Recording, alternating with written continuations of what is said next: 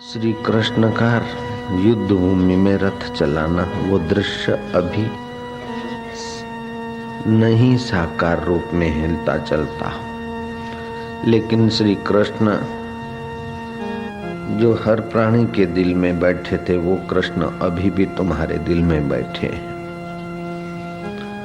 बुद्ध, शंकराचार्य, महावीर,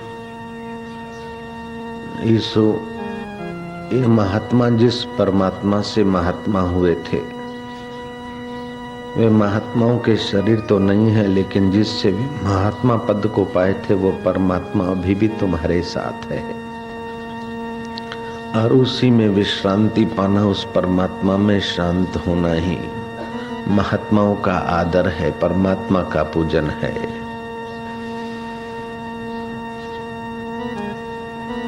हम उसी परमेश्वर को, उसी महात्मन को, उसी ब्रह्म को, जो प्रकृति सब में व्याप्त है और प्रकृति से परे है,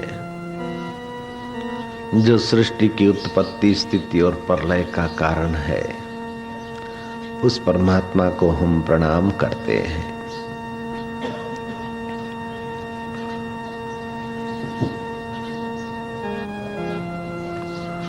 वह सच्चिदानंद स्वरूप है, सत है, चित्त है और आनंद स्वरूप है। उसकी चेतना तो कीड़ी कुंजर में दिखती है और उसका आनंद स्वभाव प्रज्ञा के दोष मिटाने वाले में पूर्ण रूप से प्रकट होता है। उस पूर्ण पुरुष का हम ध्यान करते हैं। सच्चिदानंद स्वरूपाय विश्व उत्पत्ति आदि हेतवे हे तापत्रय विनाशाय कृष्णाय वयम नुमः। हे सच्चिदानंद स्वरूप, विश्व की उत्पत्ति, स्थिति और प्रलय के कारण स्वरूप, हेतु स्वरूप, तुझे नमस्कार है। तीनों तापों को निवृत्ति करने वाले प्रभु, तू ही सत्य है। ये शरीर और संबंध वस्तुएं परिवर्तित होती है, लेकिन तू साक्षी स्वरूप ज्यों का त्यों। दुख आया बदल गया सुख में, सुख आया बदल गया दुख में। इन दोनों को देखने वाला तू ज्योति स्वरूप, साक्षी स्वरूप, सोहम स्वरूप मेरा आत्मा होके बैठा है। प्रभु तेरी जय हो। मारा वालुड़ा, मारा कानूड़ा, हे मेरे अकाल पुरुष, अजोनिस है बंग, और तू गुरु के प्रसाद से मिलता है। गुरु कृपा से, गुरु के उपदेश और करुणा कृपा के प्रसाद से तू प्रकट होता है। प्रभु हे सच्चिदानंद स्वरूप, उत्तरायण को सूर्य का रथ उत्तर के तरफ चलता है। अब हमारे भी सोचने का और पाने का लक्ष्य ऊर्ध्वगामी हो जाए। मिटने वाली वस्तुओं को बहुत पा लिया, पाके देखा, मिटने वाले शरीर भी बहुत बार पाए। अब तो अमिट, जिस अमिट से मिटने वाला मिलता है, बिछड़ता है, उस मिले मिलाए से मिलने की अनुभूति हो जाए।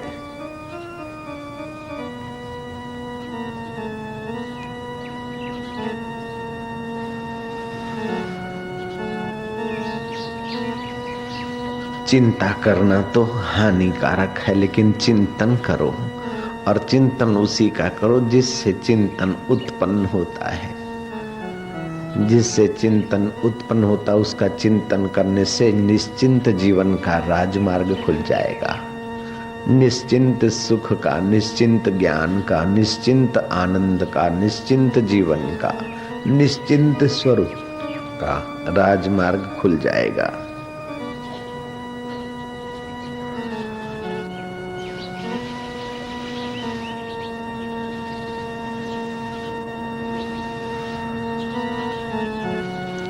ऐसा कौन है जो दुख के समय भी रहता है, सुख के समय भी रहता है, रोग के समय भी रहता है, स्वास्थ्य के समय भी रहता है, शांति के समय भी रहता है, अशांति के समय भी रहता है, प्रलोभनों के समय भी रहता है और त्याग के समय भी रहता है। मंदिर में जाते भी रहता है और दुकान पे जाते भी साथ में रहता है। ऐसा वह कौन है? बचपन में भी रहता है, ज्यों का त्यों, जवानी में भी रहता है, बुढ़ापे में भी रहता है, रुग्ण अवस्था में भी रहता है, मरने के बाद भी रहता है, लोकांतर में जाने पर भी जो साथ नहीं छोड़ता, ऐसा कौन है और कितना दूर है? जरा खोजो तो। ऐसा कौन साथी है? शरीर मरने के बाद साथ नहीं चलता, कुटुंबी साथ नहीं चलते, धन दौलत साथ नहीं चलती, फिर भी जो साथ नहीं छोड़ता, ऐसा कौन है और कहाँ है? वैसा सच्चिदानंद है और जहां तुम हो वहीं वो है। वास्तव में वही है, तुम दिखने भर के हो, वो तुम्हारा, तुम उसके। मारा वालुड़ा, मारा सच्चिदानंद, मेरे परमेश्वर, मेरे देवेश्वर।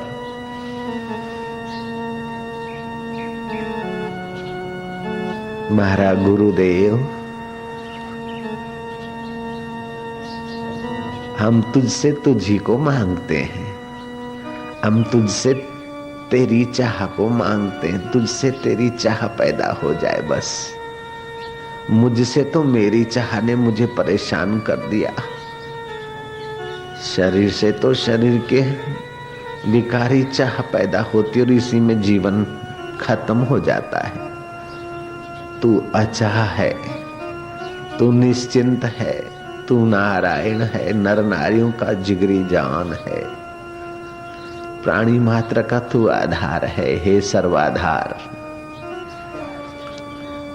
जीसस की बॉडी तो नहीं, लेकिन जीसस में भी तेरी चेतना, मरियम में भी तेरी चेतना,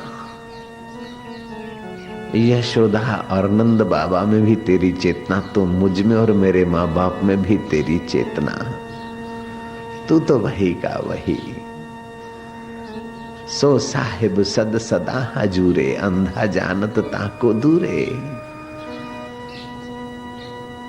हे हाजरा हजूर, हे जागंदी जोत,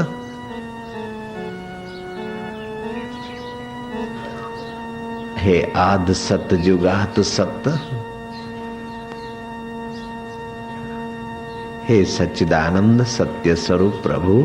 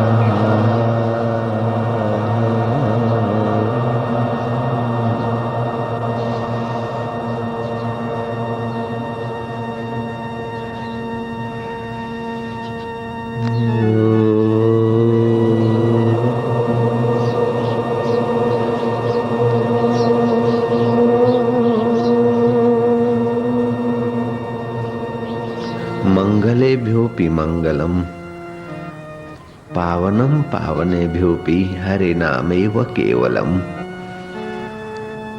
हे हरि, हे प्रभु, हे परब्रह्म, तेरा चिंतन करने से पाप ताप हर लिए जाते हैं, इसलिए तेरा नाम हरि है। तू रोम रोम में रम रहा है, इसलिए ऋषियों ने तुझे राम कहा।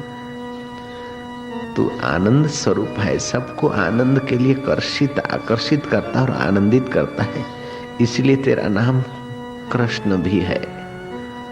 वसुदेव देवकी के घर तू साकार हुआ, उसके पहले ही वेदों में तेरे कृष्ण नाम की महिमा का गान हुआ जा रहा था। अभी भी है वेदों में तेरे प्यारे नाम का गान। तू हाड़ मास के इस देह में भी परम कल्याणकारी स्मृति सूची देता है, इसलिए तेरा नाम शिव है। अपवित्र शमशान और वागंबर पहने हुए सांप को गले में लपेटे हुए भी तू पूजा जाता है। शिव के गले में सांप होते तो पूजे जाते, अकेले होते तो मारे जाते हैं। ऐसे जो तेरे आत्म शिव में टिके हैं, उनके हाथों में और गले में संसार का व्यवहार हो, तभी भी आदर्श माना जाता है। हे शिव स्वरूप, और तेरा चिंतन, तेरा अवलंबन छोड़कर बड़ा तीस मार खान हो, फिर भी उसे तनाव और हार्ट अटैक की मुसीबतें घेरी रहती है। जो तुझ में आता है वो निश्चिंत जीवन जीता है, निर्द्वंदता का अनुभव करता है। तू प्रकृति से परे है, तू मेरा आत्मा है, तू परमात्मा है। तू ईसा का ईसा है, मूसा का मूसा है, मोहम्मदों का आधार है, पीर पैगंबरों का जिगरी जान है, तो हमारा भी वही तू सच्चिदानंद है। रियो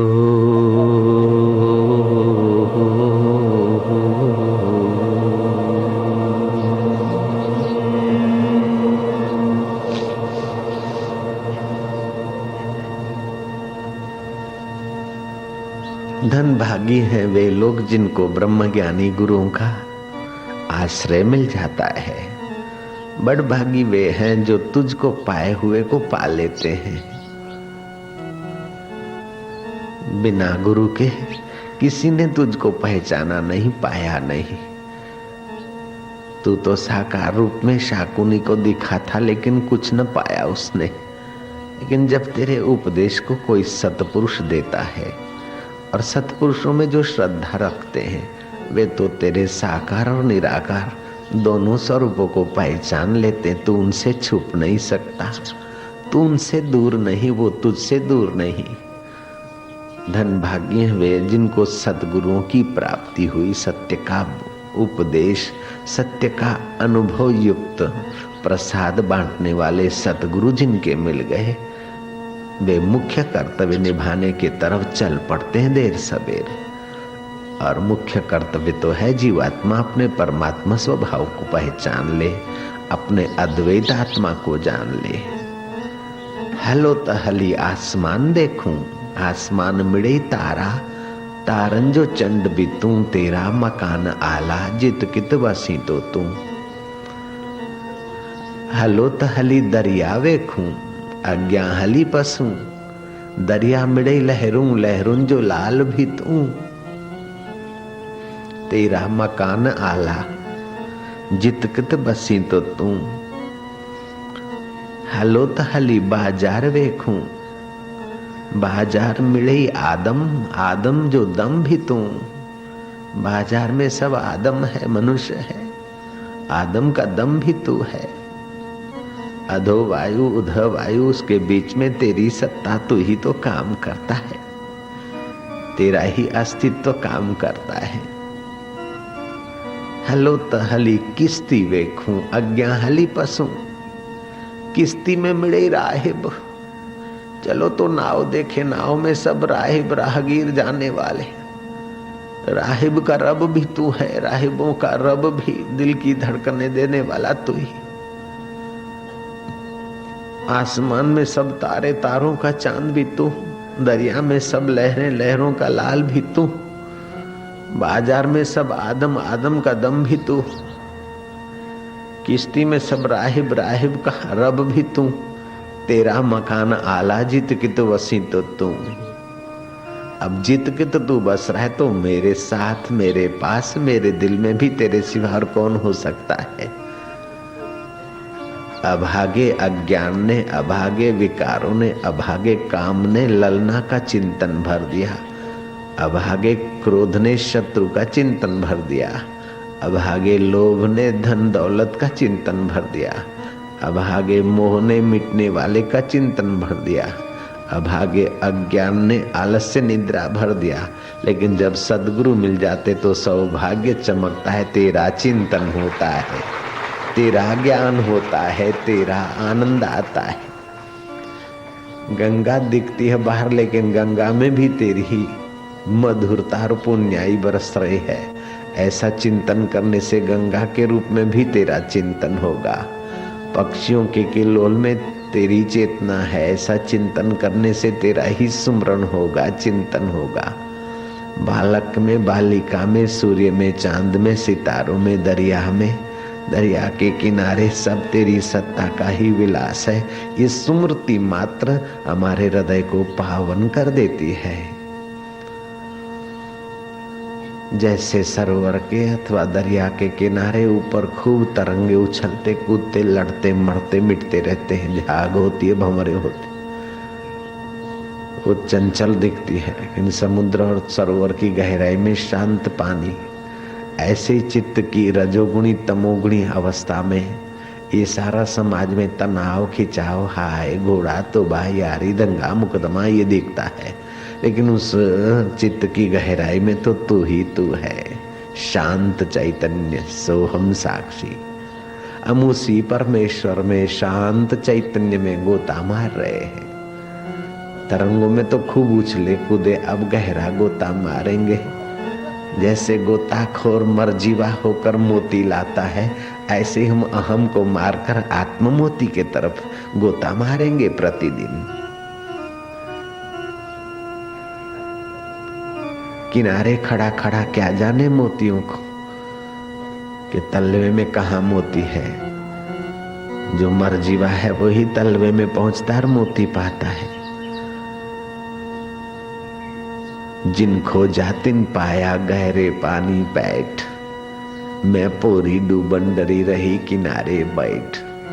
देह को मैं मानना ये किनारे बैठे और आत्मा को मैं मानकर गोता मारना, चैतन्य स्वरूप में यही गहरा गोता है। समुद्र में गोता या दरिया में गोता या जलाशय में गोता मारने से तो ठंड का भय रहता है, डूबने का भय रहता है, मरने का भय रहता है। और यहाँ गोता मारने का, मरने का भय मिट जाता है, संसार में डूबने का भय मिट जाता है, अमरता का आनंद आने लगता है। हम उसी आत्मा में गोता मार रहे हैं जहाँ ठंड का भय नहीं, मरने का भय नहीं, दुख का भय नहीं, वहाँ निर्भय पद है। निर्भव जपे सकल भव मिटे, संत कृपाते प्राणी छूटे। हम उस निर्भव निर्वैर का चिंतन कर रहे, उसी में तल्लीन होते जाएंगे।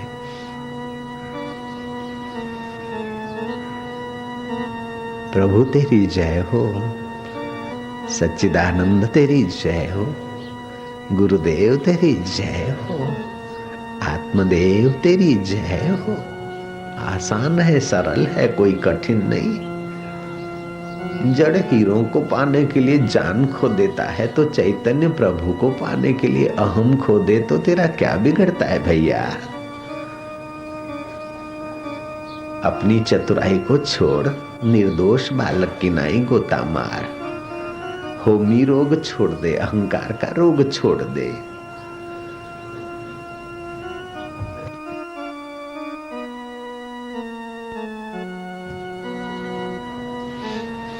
जैसे नींद में चला जाता है, सब छोड़कर, सब चिंतन छोड़कर।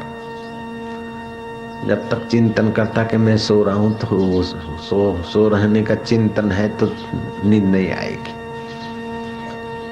मैं धनवान हूं, मैं गरीब हूं, मैं अमीर हूं, मैं सुखी हूं, मैं दुखी हूं, ये चिंतन नींद नहीं आने देता। ऐसे ही ये चिंतन मैं फलाना हूं, फलाना हूं, वो आत्म शांति का प्रसाद नहीं आने देता।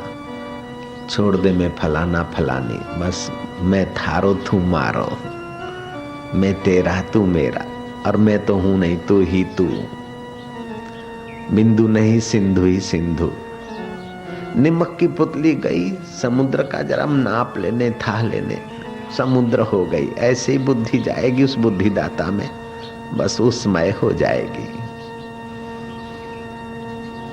सो जाने जासु देहु जना ही, जानत तुम ही हो जाए। तुलसीदास कहते, तुमको जानने से तुम्हारा रूप हो जाता है, इसलिए संत भगवत रूप हो जाते हैं। संत भगवंत वपु तो दो लेकिन तत्व एक। चलता फिरता लटका करता ब्रह्म अगर देखना है तो या तो कृष्ण में देखो, या तो जिसके हृदय में ब्रह्म ज्ञान हुआ उस ब्रह्म ज्ञानी को देखो।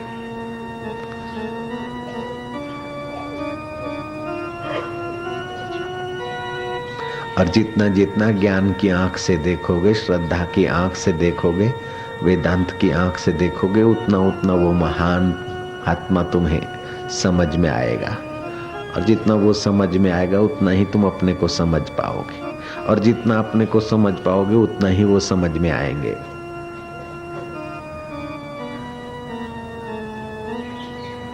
और फिर ये समझोगे कि समझ से पार है। आखिर में ये समझ आ जाएगा कि समझ से पार है। सारी समझें इसी से उठती है और कोई समझ इसको नहीं पकड़ सकती। दुनिया की सारी बुद्धियां जोर मार के थक जाए, हार मान ले, वहां से वेदांत का श्री गणेश होता है, दी बिगनिंग होता है। दुनिया की सारी बुद्धियां और सारे आविष्कार दी एंड हो जाए, तब यहाँ वहां से दी बिगनिंग होता है अध्यात्म सामर्थ्य का।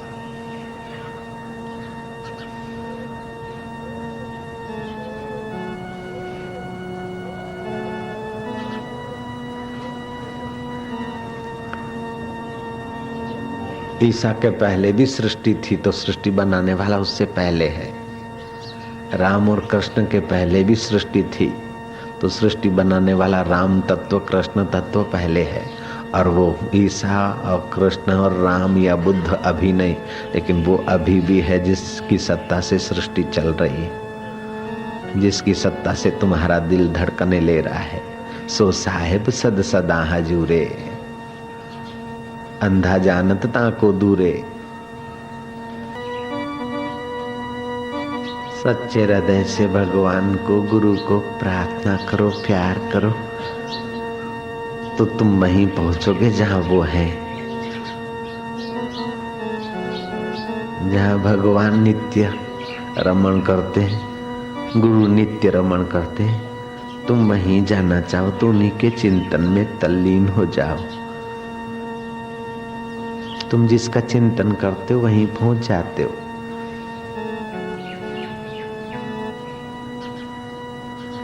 आत्मा परमात्मा का चिंतन करो, बिल्कुल वहीं पहुंच जाओगे। हो सकता है कि अमेरिका का चिंतन करो, अमेरिका ना पहुंचो, मन से पहुंचो, तन से नहीं पहुंचो। लेकिन यहाँ तो मन से तन से वहीं पहुंच जाओगे, क्योंकि वो अमेरिका तो एक जगह पर है, वो सब जगह पर है। अमेरिका जाना है तो जहाज चाहिए, लेकिन यहाँ जहाज की जरूरत नहीं, हर जगह मौजूद है, हर दिल में मौजूद है, हर घड़ी मौजूद है, हर हाल में मौजूद है, हर देश में मौजूद है, हर काल में मौजूद है, हर वक्त मौजूद है। सो साहिब सद सदा हजूरे, हाजना हजूर, आद सत जुगात सत, है भी सत, नानक हो से भी सत। उसमें डूबने से, उसकी स्मृति में, उसके ज्ञान में गोता मारने से सब पूर्ण कर्तव्य हो जाते हैं। स्नातम तेन सर्वतीर्थम, उसने सारे तीर्थों में स्नान कर लिया। दातम तेन सर्वदानम, उसने सब कुछ दान कर दिया। कृतम तेन सर्व यज्ञम, उसके द्वारा सब यज्ञ संपन्न हो गए। ये न क्षणम मन ब्रह्म विचारे स्थिरम कर, तो आज इसने एक क्षण भी उस ब्रह्म परमात्मा में अपने मन को स्थिर किया है। सतरती, वो तो तर जाता है। लोकांतार्यति, लोगों को भी तार लेता है। सतृप्तो भवति, वह तृप्त होता है। स अमृतो भवति, वह अमृतमय हो जाता है। स्वर्ग के अमृत की बात नहीं है। स्वर्ग का अमृत पीने से तो पुण्य नष्ट होते और अप्सराएं मिलती है, और ध्यान का, ब्रह्म ज्ञान का अमृत पीने से पाप नष्ट होते और परमात्मा मिलता है। स्वर्ग के अमृत में क्षय अतिशय है और अंत में पतन है, और यहाँ क्षय अतिशय और पतन नहीं, मुक्ति है, माधुर्य है।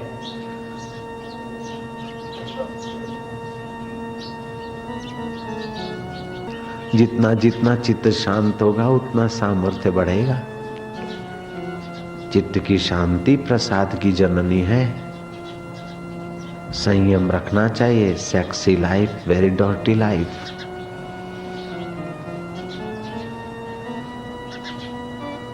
काम विकार मति को, शरीर को और मन को कमजोर कर देता है।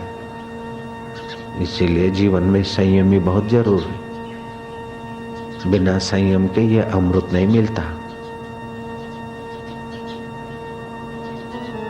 शराब, मांस, सिगरेट, बीड़ी, काम, विकार ये बहुत हार्मफुल है। जो हो गया सो हो गया। अब लाइफ नए ढंग से स्पिरिचुअल एक्सपीरियंस करो, अनुभूति करो।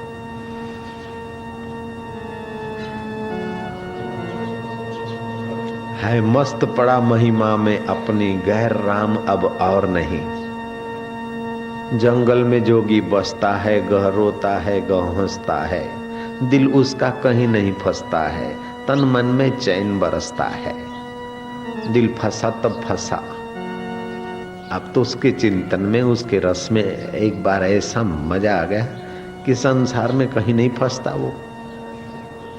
जंगल में जोगी रहता है, जंगल में जोगी बसता है, गह रोता है, गह हंसता है, दिल उसका कहीं नहीं फंसता है। मीरा कभी रोती कभी हंसती, लेकिन मेवाड़ के विषय विकारी भोगों में उसका दिल नहीं फंसता। अपमान में भी नहीं फंसता और मान में भी नहीं फंसता। यहाँ सुख में भी नहीं फंसता और दुख में भी नहीं फंसता। वो तो फंस गया कन्हैया के आनंद में। जंगल में जोगी बसता है, गह रोता है, गह हंसता है, दिल उसका कहीं नहीं फंसता, तन मन में चैन बरसता है। वो गाता मौला मत वाला, जब देखो भोला भाला है। मन मन का उसकी माला है, तन उसका एक शिवाला है। खुश फिरता नंगम नंगा है, नैनों में बहती गंगा है। नंगा मतलब अन्नमय कोश, प्राणमय कोश, मनोमय कोश, विज्ञानमय कोश और आनंदमय कोश, ये 5 कोश जिस पर है, उस कोशों को, शरीर को मैं नहीं मानता। जिनकी सत्ता से कोश है उसको मैं जानता मानता है। इसका मतलब है नंगा। कपड़े फेंक दिया तो कोई बड़ी बात नहीं, लेकिन बेवकूफी फेंक दिया। वो खुश फिरता नंगम नंगा है, नैनों में बहती गंगा है। उसकी निगाहों में ब्रह्म ज्ञान का रस बहता है। आध्यात्मिक वे उस बरसते हैं उस ब्रह्म ज्ञानी के निगाहों से। इसीलिए नानक ने कहा, ब्रह्म ज्ञानी की दृष्टि अमृत वर्षी। ब्रह्मज्ञानी का दर्शन बड़ भागी पावई।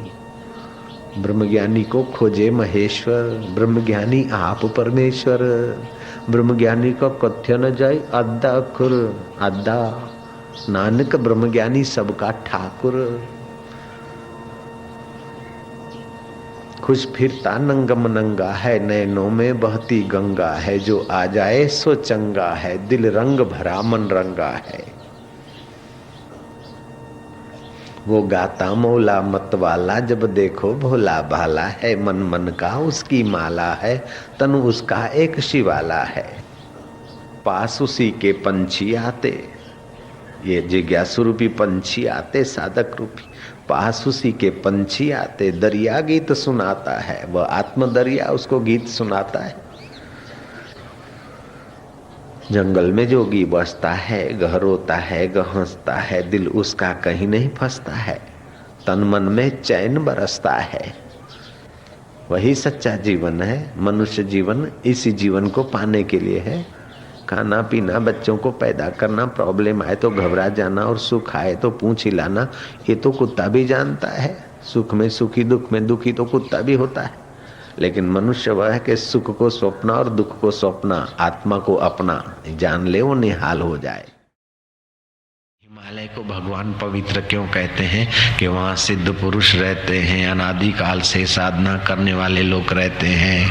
और वहाँ से ही श्रेष्ठ तीर्थ गंगा जी निकलती है, यमुना जी निकलती है। योगी रहते हैं, तपस्वी रहते हैं, ब्रह्मज्ञानी रहते हैं। दुनिया की ठंडी नदियां बहुत सारी है। बर्फीली नदियां तो कनाडा में भी है ना। और वहां भी है, अमेरिका में भी। लेकिन गंगा जल के लिए विज्ञानी हैरान है कि आखिर गंगा जल और भी तो ठंडी नदियां हैं, उनका पानी बिगड़ जाता है और गंगा जल क्यों नहीं बिगड़ता है। हरिद्वार के 8 किलोमीटर ऊपर चिल्ला, वहां थर्मल पावर हाउस बना। वहां का जो मेन आदमी था बनाने वाला, वो मेरा थोड़ा भक्त था। उसने कहा बापू निर्विघ्न काम पूरा हो, सैकड़ों करोड़ों का है, आप जरा चलो। तो एक बार मैं गया, फिर दूसरी बार भी मुझे, दूसरे साल गया था तो दूसरी बार भी वो ले गया, सारा दिखाया उसने। तो उसने बताया कि बापू हम लोग, वो बड़ी पहुंच वाले थे वो लोग, और वैज्ञानिक ढंग से भी अच्छा जानते थे, इंजीनियर अच्छे थे, आर्किटेक्ट। तो बापू फलानी तारीख विज्ञानी लोग आए गंगा जी का ये प्रभाव कैसे, उसकी जांच करने के लिए। तो उन्होंने गंगोत्री से भी जल लिया, फलानी जगह जल लिया। आखिर आते आते उन्होंने कानपुर का नाला देखा। कानपुर सिटी का पूरा गटर गंगा में मिल रहा है। उन विज्ञानियों ने कानपुर के गटर का पानी लिया, गंगा में मिलते समय, गंगा में भी जुड़ा नहीं, वहां का बोतल लिया लेबोरेटरी में चेक करने के लिए, और गटर मिलकर 8 फीट गंगा के जल के साथ मिक्स हुआ। फिर दूसरा वो बोतल लिया। बापू उन्होंने परीक्षण किया तो जो गटर का जल था उसमें तो बस बैक्टीरिया ही बैक्टीरिया थे, हार्मफुल, घातक, स्वास्थ्य के घातक। और 8 फीट गंगा जल में लुढ़कने से वो पानी उस नुकसानकार बैक्टीरियाओं से रहित हो गया। ये आश्चर्य उनको हुआ। कोई हैजा या बीमारी फैली, हरिद्वार में कह दिया गया कोई खुला पानी पिएगा नहीं, कोई खुला पानी में नहाएगा नहीं। लेकिन जो श्रद्धालु थे उन्होंने तो नहाया और पिया और बोले हम तो ठीक हो गए। बाद में डॉक्टरों को कहना पड़ा बापू कि गंगा जल पीने में कोई आपत्ति नहीं है। तो ऐसी पवित्र गंगा भी हिमालय से आती है। भगवान कहते हैं स्थावराणाम हिमालय। जयराम जी बोलना पड़ेगा। यज्ञों में जप यज्ञ मैं हूं, मानवीय अनुभव की पराकाष्ठा पर अगर कोई मानव पहुंचा है तो पहले मानव व आध्यात्मिक पराकाष्ठा की अनुभूतियां हिमालय पर हुई। और हिमालय के एक शिखर कैलाश पर भगवान शिव जी रहते हैं। इन आंखों से नहीं मिलेंगे देखने को। इन आंखों से तो टीवी के वेव्स भी नहीं दिखते, रेडियो के वेव्स भी नहीं दिखते। तो चिन्मय शिव और पार्वती इन आंखों से दिखे तो लोग हेलीकॉप्टर लेकर चले जाएं दर्शन करके, और ये मांगे वो मांगे, उनको परेशान कर देंगे।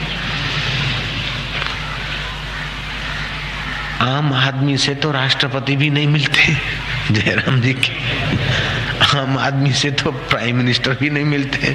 तो ये ब्रह्मांडों का, मिनिस्टरों का मिनिस्टर ऐसा कैसे रहेगा कि तुम हेलीकॉप्टर ले जाओ और कैलाश पर देख लो उसे।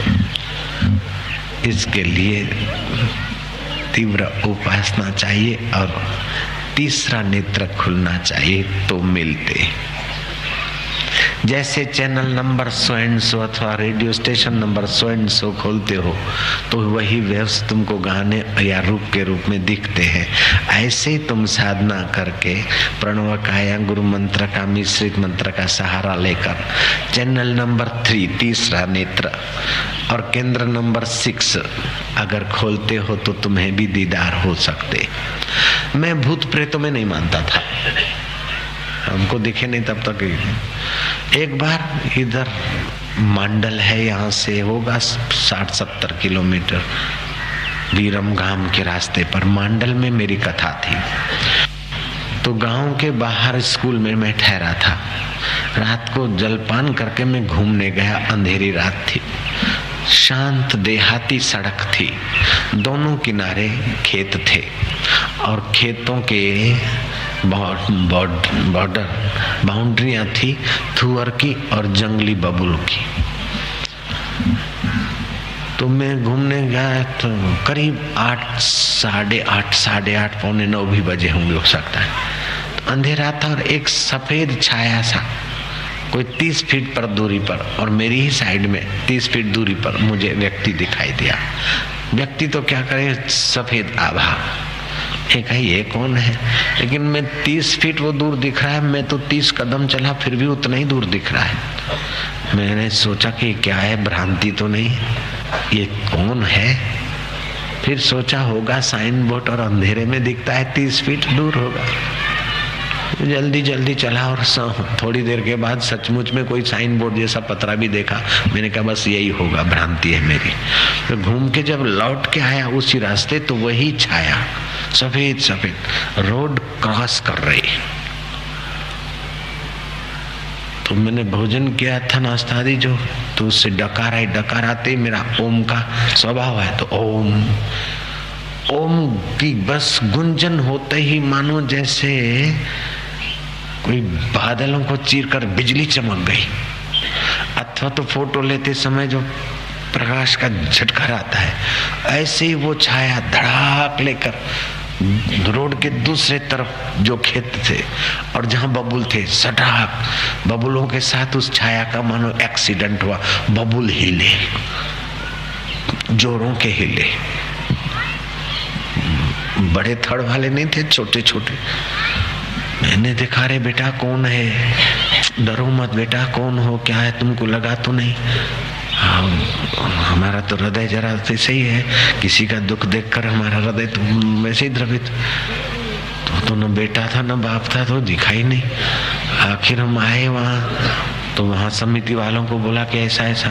समिति वाले आओ कौन से, कोई लट्ठी लाया, कोई टॉर्च लाया, कोई धारिया लाया, हेडो, चारों तरफ बड़ा कॉर्डन करते करते करते करते करते करते उसी जगह पर आए कि भाई कोई लुच्चा है या ये है, आखिर कौन सी चीज है। कोई नहीं मिला, कुछ नहीं मिला। आखिर एक बुढ़े ने कहा कि यहाँ एक्सीडेंट से एक आदमी मर गया था और वो कई बार ड्राइवरों को भी सफेद छाया के रूप में दिखता है और कभी कभी ड्राइवरों के पास में बैठा हुआ उनको दिखता है और वो डर जाते, एक्सीडेंट जैसी घटना हो जाती। वही होगा। और बाबू आज ओमकार के गुंजन से उसकी कोई सदगति हो गई होगी। मैं क्या, चलो जो हुआ। तो कहने का तात्पर्य है कि भगवान की जहाँ विशेष विशेष विभूतियां प्रकट हुई, भगवान ने उनका वर्णन करवाया। ऋषियों में मैं भृगु हूँ, गौओं में मैं कपुला हूँ, वृक्षों में मैं पीपल हूँ, नक्षत्राणाम शशि अहम, तारों में नक्षत्रों में मैं शशि हूँ।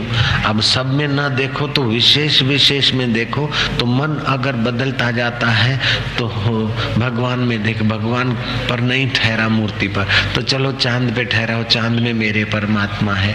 फिर वहां से मन भागेगा, गंगा जी भी परमात्मा है।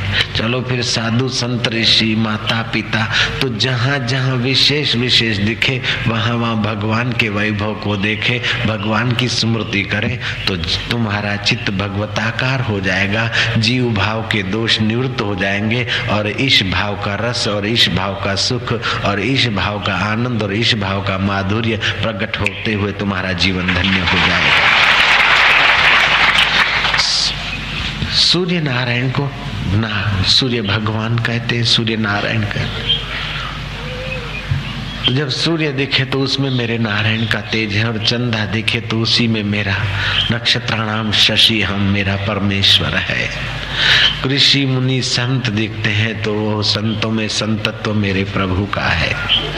पक्षियों की किलहोल में उनका किलहोल का अधिष्ठान मेरा प्रभु है।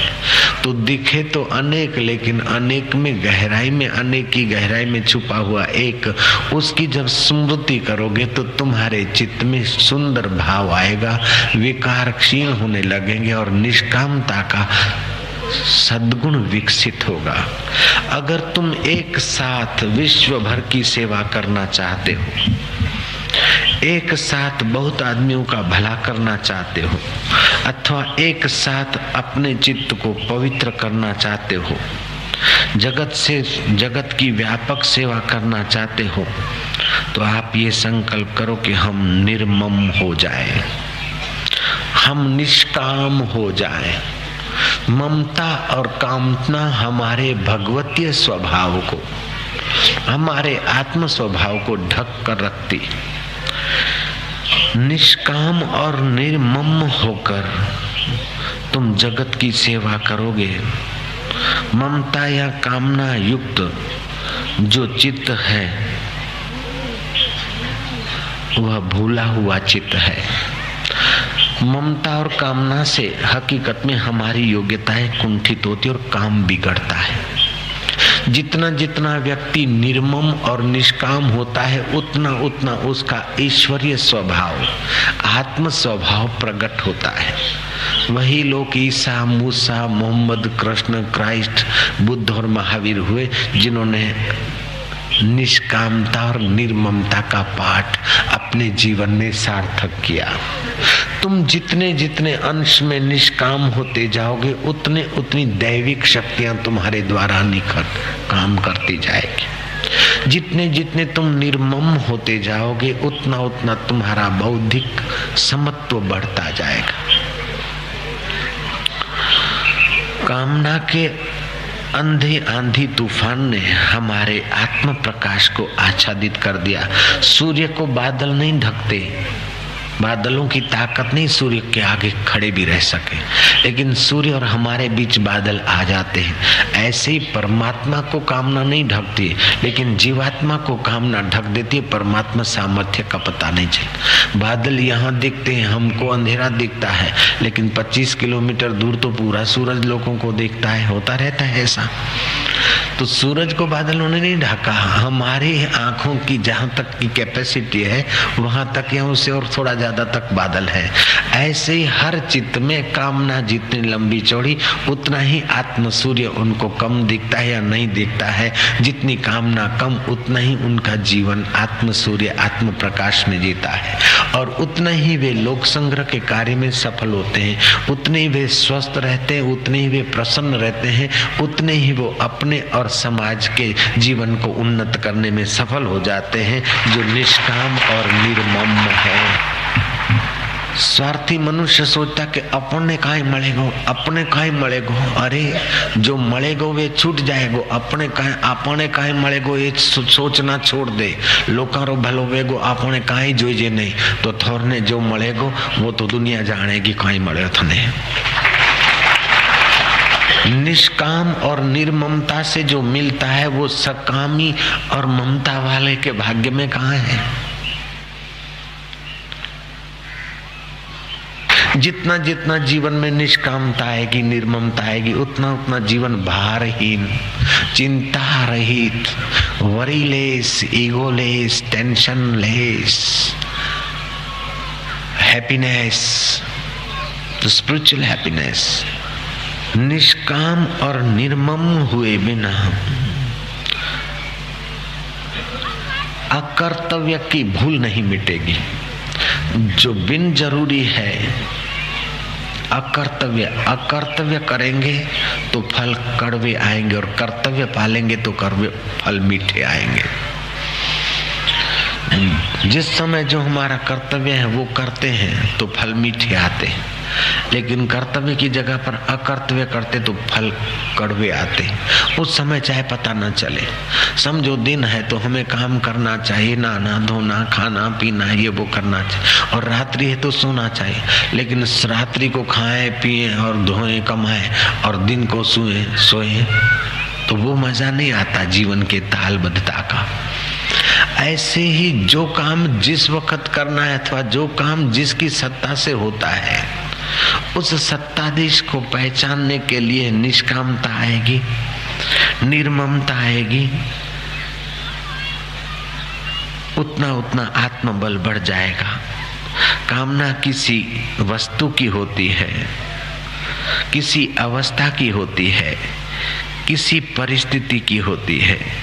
वस्तु, व्यक्ति और परिस्थिति की कामना होती है। अगर काम ममता भी वस्तु, व्यक्ति और परिस्थिति की होती है तो कामना और ममता वस्तु, व्यक्ति और परिस्थिति की होगी। अगर कामना से वस्तु, व्यक्ति, परिस्थिति मिली तो उसमें सुख बोध की, सुख भोगने की इच्छा हुई तो हमें उसमें दास्ता आ जाएगी और सुख भोग की दास्ता हमारे आत्म सुख को दबा देगी। ये सुख भोग की दास्ता ये बदलियां है, आत्म सुख से वंचित कर देगी। वस्तु, व्यक्ति और परिस्थिति से जो सुख मिलेगा वो वस्तु भी हट जाएगी, व्यक्ति भी हट जाएगा, परिस्थिति भी बदल जाएगी। तो जो नहीं मिला था, कामना पूर्ति, कामना के पहले जो स्थिति थी और कामना पूर्ति हो गई, कामना मिली कि वस्तु, व्यक्ति, परिस्थिति मिली, आखिर हट गई तो फिर हम वहीं पहुंच गए जहां थे। तो हमारा तो समय ही खराब हुआ और क्या हुआ। कामना होती है वस्तु, व्यक्ति और परिस्थिति की, और ऐसी वस्तु मिल गई, ऐसी व्यक्ति मिल गई, ऐसी परिस्थिति मिल गई और उसके भोग में लग गए तो जड़ता, पराधीनता और हीनता आ जाएगी। लेकिन वस्तु, व्यक्ति, परिस्थिति की कामना नहीं किया, लेकिन वस्तु, व्यक्ति, परिस्थिति का सदुपयोग किया। दुख की परिस्थिति आई तो सदुपयोग किया, सुख की परिस्थिति आई तो सदुपयोग किया, सुखद व्यक्ति आई तभी भी और दुखद व्यक्ति आई तभी भी। इनका जब सदुपयोग किया, मानो दुख आया या दुखद परिस्थिति आई या दुखद वस्तु आई तो उसका सदुपयोग किया तो साधन बन जाएगा। महाराज, दुख का सदुपयोग कैसे करें? सुख का सदुपयोग तो समझ गए कि सुख अंदर ठांसने के लिए नहीं है, सुख बांटने के लिए है। तो सुख का सदुपयोग होने से आपका सुख व्यापता जाएगा, बड़ा होता जाएगा। लेकिन बड़ा होता जाए इस इच्छा से करोगे तो नहीं होगा।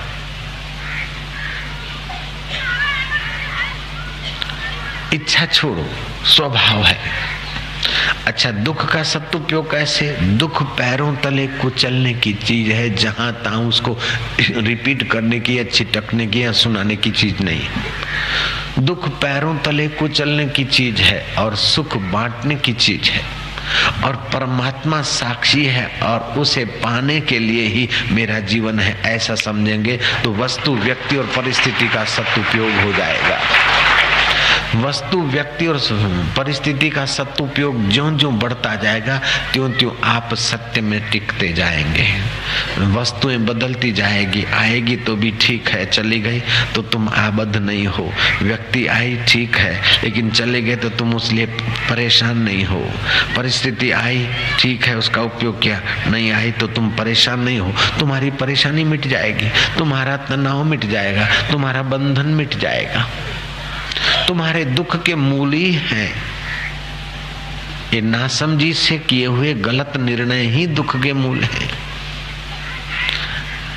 और ये गलत निर्णय मिटते हैं सत्संग से। तो वस्तु, व्यक्ति, परिस्थिति की आसक्ति न हो, निष्कामता और निर्ममता के सूत्र को याद करके कामना पूर्ति का सुख न लें, लेकिन कामना निवृत्त करने का ज्ञान बढ़ाए। कामना निवृत्त करने में हम स्वतंत्र हैं और कामना पूरी करने में हम परतंत्र हैं, और पूरी होने के बाद भी वो अवस्था, वस्तु, व्यक्ति और कामना की वस्तु मिट जाती है। इच्छा को मिटाने के लिए हम स्वतंत्र हैं, लेकिन इच्छा को पूरी करने में हम पराधीन हैं। जलेबी खाने की इच्छा है तो इच्छा मात्र से जलेबी नहीं आएगी। आटा गोलो, हाथा दो, चाशनी बनाओ, लकड़ी लाओ, जलेबी बनाओ, बनाने वाले को बुलाओ, पैसे जुटाओ, वातावरण बनाओ, बन गई जलेबी। बहुत अच्छी है, खाया, कामना पूरी हो गई। कामना पूरी नहीं हुई, कामना गहरी हुई कि बहुत अच्छी है, अगले इतवार को भी खाएंगे।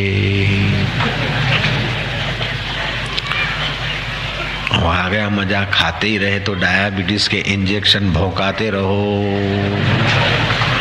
लेकिन जो भोजन में बना है स्वास्थ्य के लिए ठीक है। तो जलेबी की इच्छा हुई, जलेबी की इच्छा पूरी करने में तो बहुत मजबूरी है, लेकिन चलो क्या खाना जलेबी, जो होगा प्रारब्ध में खा लेंगे, नहीं आया तो कोई बात नहीं। क्या जलेबी खाने के लिए थोड़ा जन्म हुआ है?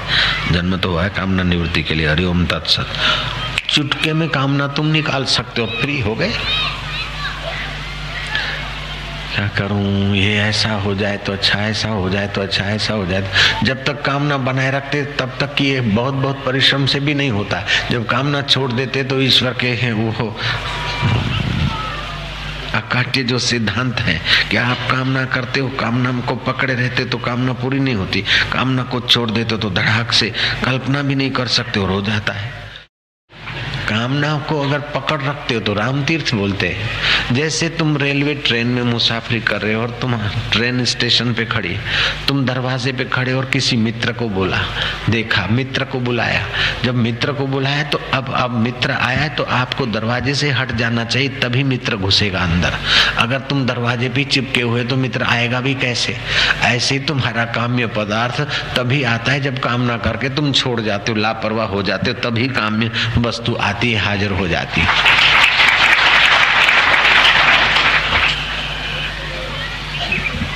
भागती फिरती थी दुनिया जबकि तलब करते थे हम, ये मिल जाए, ऐसा कुछ मिल जाए, ऐसा कुछ मिल जाए, तो दूर ही दूर रहता था। जब उसको छोड़ दिया तो वही चीजें पीछे पीछे लग गई। भागती फिरती थी दुनिया जबकि तलब करते थे हम, अब की ठुकरा दी तो वो बेकरार आने को है। ऐसी वस्तु का, व्यक्ति का, परिस्थिति का सुख लेने की कामना आए तो उखाड़ के फेंक दो, अपने आप वो ठीक होने लगेगा। ये सुखी होने का और शहंशाह होने का तरीका है। कोई मेहमान होते, आप भोजन परोसते, नहीं बस बस बस, कोई कामना नहीं तो मेहमान प्यारा लगता है और उसकी ज्यादा खातिरदारी होती है और उसको कुछ देने की इच्छा होती। और दूसरे कोई मेहमान आते, भाभी रसोई तो आज क्या बनाओगी? बोले भैया ये बनाऊंगी। तो पनीर की भाजी बना दो। भाभी बनाएगी तो सही पनीर की भाजी, लेकिन पनीर की भाजी में हूँ भी डाल देगी अंदर के, ये मेहमान कैसा आया। अरे जो कामनाएं छोड़ता है वो तपस्या में भी सफल हो जाता है। दुनिया भर की कामनाएं करता रहेगा तो तपस्या कब करेगा? कुछ अंश में कामनाएं छोड़ता है लेकिन तपस्या करता है कुछ बड़ी कामना पूरी करने के लिए, छोटी कामना छोड़ता है। तपस्या करने से शक्ति आती है, इसमें कोई दो राय नहीं। तपस्या करने से शक्ति आएगी, चाहे भगवान को मानो चाहे भगवान को गालियां दे बैठो, फिर भी शक्ति आएगी, भगवान का विधान है। चाहे तुम रोलिंग पार्टी को मानो चाहे रोलिंग पार्टी को गाली देते हो, लेकिन तुम नौकरी करते हो तो पगार मिलेगा, सीधी बात है। जयराम जी की धंधा करते हो तो मुनाफा होगा, चाहे रोलिंग पार्टी के फेवर वाले हो चाहे अनफेवर वाले हो। ऐसे तुम तपस्या करते हो, चाहे फिर भगवान को मानते हो चाहे नहीं मानते हो, लेकिन तपस्या का फल मिलेगा। भगवान को मानते हो तो माधुर्य, आनंद, उल्लास और सफलता आसानी से आएगी, और नहीं मानते हो तो ज्यादा मजूरी से और सफलता नश्वर मिलेगी, लेकिन मिलेगी जरूर। तो तपस्या से शक्ति आती है, सामर्थ्य आता है। लेकिन कामना की निवृत्ति तपस्या से नहीं होती है, कामना की निवृत्ति तो सत्संग से होता ही है और फिर परब्रह्म परमात्मा की प्राप्ति होती है। तो तपस्याओं से भी सत्संग ऊंचा हो गया। ये सतयुग को आरंभ हुए 200 वर्ष हुए थे। उस समय वशिष्ठ जी महाराज काकभूषण से मिलने गए, और काकभूषण चिरंजीवी थे, कई प्रलय उन्होंने देखे थे, उन्होंने ऐसा योग सामर्थ्य पा रखा था। तो जो जो मुझे सुमरण है वो मैं कहता हूँ। 12 वक्त तो भगवान श्री राम आए और 16 बार श्री कृष्ण ने अवतार लिया, ये भी मुझे सुमरण है। 4 बार वेद व्यास जी आए और महाभारत रचा, ये भी मुझे सुमरण है। और एक बार ऐसी भी सृष्टि हुई कि उस सृष्टि में पुरुष ही गर्भ धारण करते थे। किसी को बोलना मत, हाँ, योग वशिष्ठ की बात है। आम आदमी को आजकल बुद्धि ऐसी हो गई कि मानने कोई तैयार नहीं, तो काहे को बोलना। लेकिन ये सृष्टियां होती रहती, बदलती रहती, और कामना वश जीव न जाने कितनी कितनी सृष्टियों में पैदा हुआ। वस्तु, व्यक्ति, परिस्थिति की कामना की, वस्तु मिली न मिली, मिली तो उसमें फंसा, न मिली तो दुखी हुआ। व्यक्ति मिली तो फंसा, न मिला तो दुखी हुआ। परिस्थिति मिली तो फंसा, न मिला तो दुखी हुआ। दोनों बाजू बेचारे ने थप्पड़ खाई। और जिन्होंने कामना ही छोड़ दी उनको वस्तु व्यक्ति परिस्थितियां तो मिलती रहती, वो उनका सदुपयोग करके अंदर में सत में ठहर जाते हैं, वो मुक्त हो जाते हैं और बाकी के लोग चक्कर खाते रहते हैं। इसलिए आज की इस बात को जीवन में उतारना, जितना हो सके कामनाओं को कम करते जाना, वस्तु की, व्यक्ति की, परिस्थिति की कामनाओं को हटाते जाना। तो ज्यों ज्यों कामना हटती जाएगी, कंकड़ पत्थर हटते जाएंगे, तो फिर बोर हो जाएगा, पानी प्रकट होगा। ऐसे ही कामना हटती जाएगी तो परमात्मा का सुख, परमात्मा का सामर्थ्य, परमात्मा का आनंद, परमात्मा का ज्ञान प्रकट होता जाएगा। निष्कामता से ऐश्वर्य आता है, निष्काम व्यक्ति प्रसन्न रहता है, निष्काम व्यक्ति निर्वैर होता है, निष्काम व्यक्ति निर्भय होता है, निष्काम व्यक्ति समता के साम्राज्य पर आसीन होता है। मुदिता, शांति, आनंद स्वतः सिद्ध उसके शांत हृदय में प्रकट होता है। और निष्काम व्यक्ति अपने चित्त में स्वस्थ रहता है। तुम इतना तो अनुभव कर सकते हो कि अगर तुम्हें अपना स्वार्थ नहीं और किसी के लिए गांधीनगर या दिल्ली जाते हो, अपने लिए कोई कामना नहीं, तब आप जब बात करते हो तो आपकी बात में बल होता है, पावर होता है। और जब आपकी कोई कामना है तो आप बात करते नहीं तो अंदर से सुकड़ सुकड़ के करते हो, आपकी पूरी योग्यता नहीं निखरती है। जय राम जी की। जब जब तुम कामना लेकर कोई काम करते हो तो आपकी योग्यता निखरती बहुत लिमिटेड है। और आपका स्वार्थ नहीं और निस्वार्थ होकर बोलते हो तो आपकी वाणी, आपका विचार, आपका प्रभाव अद्भुत होता है। प्रवचन करने वाले भी जब अपना वोट की कामना से बोलते या अपना कुछ कमाने की कामना से बोलते या कुछ सत्संग के बहाने भी अपना कुछ कमाने की भावना से बोलते तो उनकी वाणी का इतना समाज पर जादू नहीं लगता है जितना निर्मम और निष्काम महापुरुषों की वाणी का जादू लग जाता है। वया जादूहणी, वया जादूहणी अल्लाह, वया जादूहणी मुझे जिय में जोगी, वया जादूहणी मुझे जिय में जोगी, तिन सामिन खेत संभारिया थी, करे याद उन्हनि जी रहमत खे। मेरा जीव, मेरा शरीर तो जड्डा हो गया, बूढ़ा हो गया, लेकिन कभी सुना था उनके वचन, जिन्होंने प्यार से मुझे पास में नजदीक बिठाया था, नूरानी निगाहों से मेरे तरफ निहारा था। उनके दो वचन अभी भी याद है। तो इस बुढ़ापे में भी अपने जड्डे जीव को भी मैं जिला रही हूँ और बार बार उन संतों की और सत्संग की याद करके अपने जीवन को चला रही हूँ। मरते समय भी सत्संग की बात याद आ जाए अथवा प्रणव का उच्चार हो जाए। कृष्ण कहते प्रयाण काले भी, संसार से विदाई लेते समय भी अगर प्रणव का ध्वनि आ जाता है तो सद्गति होने में कोई संदेह नहीं। पुण्यों को तो पुण्य प्रदान करता है, पुण्यशालियों को तो पावन करता है, लेकिन भगवान का नाम पापियों को और पापों को भी पावन करता है, ऐसा ज्ञानेश्वर महाराज कहते हैं। तो आप हिमालय में जाकर तपस्या करें ये तो मैं आग्रह नहीं कर सकता हूँ, लेकिन तुम जप यज्ञ तो कर सकते हो। हरड़े लगे न फिटकड़ी और रंग चोखा आए, न सामग्री चाहिए, न कुंड चाहिए, न घी चाहिए, न तिल चाहिए, न जव चाहिए। जहाँ बैठे उठाई माला, जप करने लगे।